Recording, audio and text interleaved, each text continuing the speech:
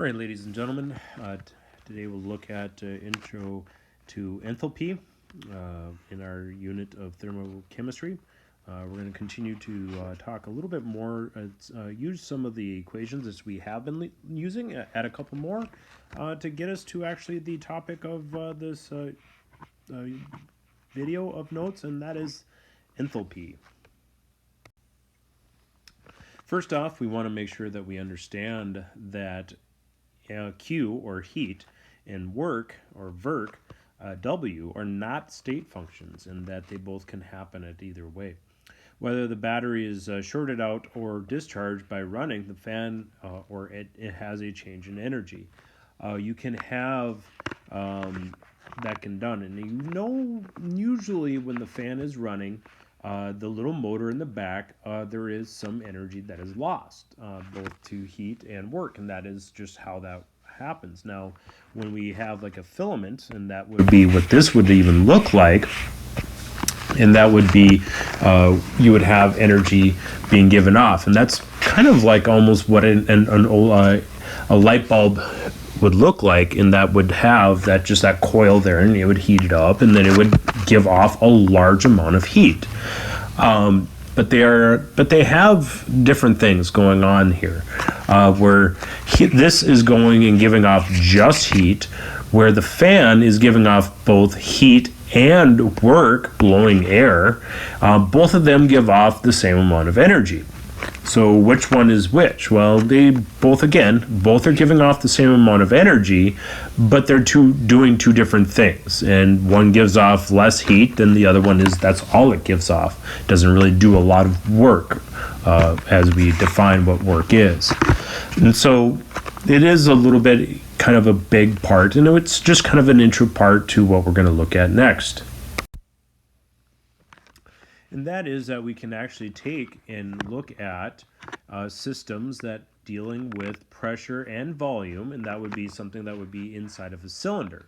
Now, if you've done any kind of work with a engine of some sort, and you could look at there is a certain amount of gas that is enclosed inside that cylinder. Now, when that ignites, it expands under pressure, and therefore gives off a change, and therefore does some work. Now, and that's done by the explosion aspect of it. Now that will then push back down to allow the gases to refill the cylinder to go back up. And there you kind of have that same thing happening over and over and over again. And so that force that is pushing back over that given area tells us that there is a certain amount of work being done with that. We can look at this from a chemical point of view in that we can have these little, put a little system together of hydrochloric acid and zinc, and we can actually drop the zinc into the hydrochloric acid by inverting it and actually measuring where the piston starts and then measuring where the piston ends after the reaction is completed. And that change in height or volume is actually something that you would have that pressure and work system. And that gives us this equation here, that work is equal to the negative of the pressure times the change in volume. And if we remember, the change in anything is the final minus the initial. And so we have those two parts acting to it. So it's the final minus the initial to give us that change. And so it would be the final volume minus the initial volume. And in some cases, again, that number can be negative. And then you would have, with that pressure, all in that negative aspect of it too, you could have a positive work. Otherwise, you can see that with it being potentially negative, you can see that work is done by the system on the surroundings, and that means that work is being done on the surroundings, meaning the system loses it, and that's what we're looking at in itself. It's always, again, remember, it's always looking at what the system, in this case here, the system is the reaction of zinc and hydrochloric acid. Now, if we take our two equations and put them together, we can put something together, and that's called enthalpy. This is a kind of a fancy word of saying energy. And that's really all it really comes down to. And it kind of really is a bigger blanket, and it is just that fancy word of saying energy. And how that all comes together. It's a bigger, long process. And in the next slide, that's what we'll look at. But so ultimately, it's the internal energy plus the product of the pressure and volume. Sometimes you can calculate it, but ultimately, that's what you're looking at. It's just that fancy word of saying energy. And so what we can look at, and we can say that the change in enthalpy, or delta H, will have that. And we will say that the delta H, and therefore we have to then factor out a delta on over here. That's why the change in energy and the change in volume goes there. And so by doing that, or adding that delta, we can add it to both sides. We factor it out, and then we can start equating some of the things out that we already knew. Some of the things that we already knew. We knew that the delta E is equal to Q, energy, heat, plus Verk, and Verk is equal to a negative pressure times, and that's a constant, remember, that's constant, and therefore the volume is changing. And so we can substitute that in algebraically, and that we see here that energy is plus that, and we can get that, and we can see that based on just algebra, we that delta H, and we factor those, substitute what we know in to give us Q plus W, what we got from over here, minus W, our Verk, we got from this. By the only way it can work is we had to change the negative out, multiply both sides by a -1 to give us that negative, to give us that enthalpy is equal to heat. I mean, like I said, it's almost energy, and that's what we can look at. And so we can see that enthalpy is heat, and we know that heat is energy. And so that's kind of how we go about kind of looking at this, is that enthalpy and heat are related. Heat and energy are also related. So like when I said, it was just a fancy way of saying it, but it's a little bit more specific than just energy specific. Generally, it is more specific to the heat energy that we're wanting to look at.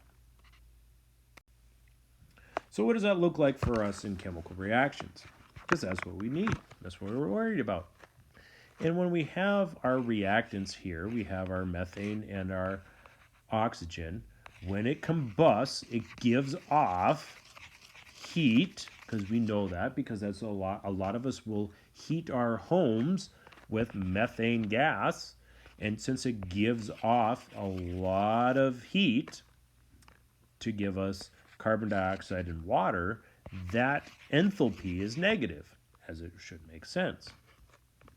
Now, the reverse of that takes energy to happen.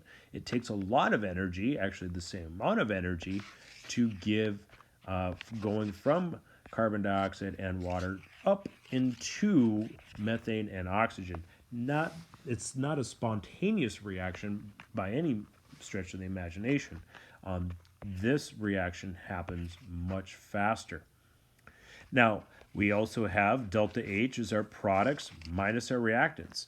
So in all reality, again, our products final minus our initial. And so that's that same thing. What we initially have and what we final have. Now, where do we get those enthalpy values from?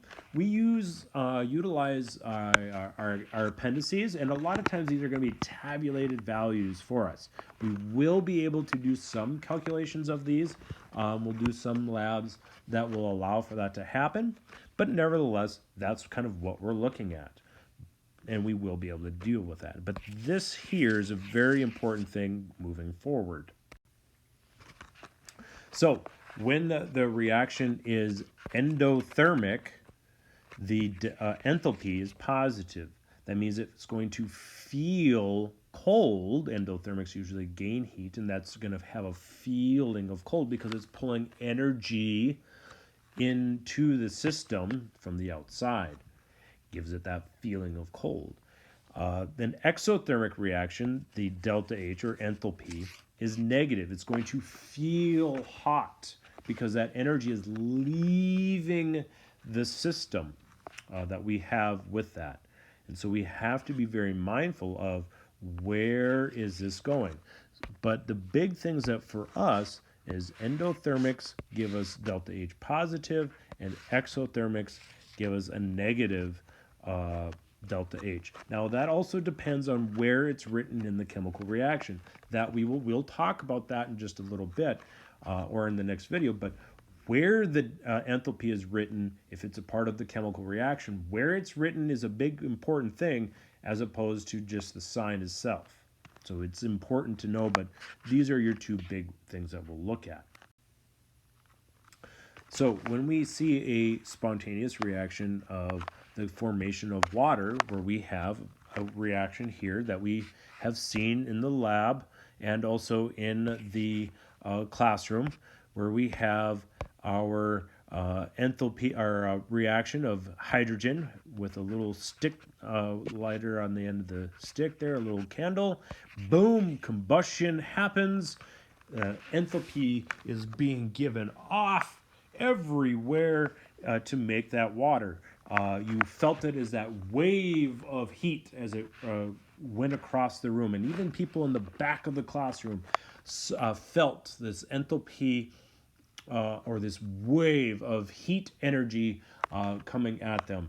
There is a loud boom that also occurs, and that's usually the scary thing. But if you feel that heat wave, and what that happens with that is that's what we're looking at. That's the enthalpy of the reaction. We can calculate that out from that reaction happening as that is heating up the reaction, and we can calculate them using tabulated values to actually see how much energy is being given off from this. So enthalpy is an extensive property. Okay, so it's an extensive property, and with that, we need to remember that therefore the enthalpy of a reaction in the forward direction is equal in size, but opposite in sign. So if enthalpy for the reverse of the reaction is going to be opposite. So it depends on the state of the products and the state of the reactants. So it does matter if you're utilizing liquid hydrogen and liquid oxygen, that's going to have a different enthalpy than if you were using gaseous hydrogen and gaseous oxygen. Those are going to give you different enthalpies, and that's because they are state functions. It does matter the state in which we are finding them or making them. And so that helps a little bit of some of those out. Again, usually in an appendix, I think it's appendix C in the book that we use.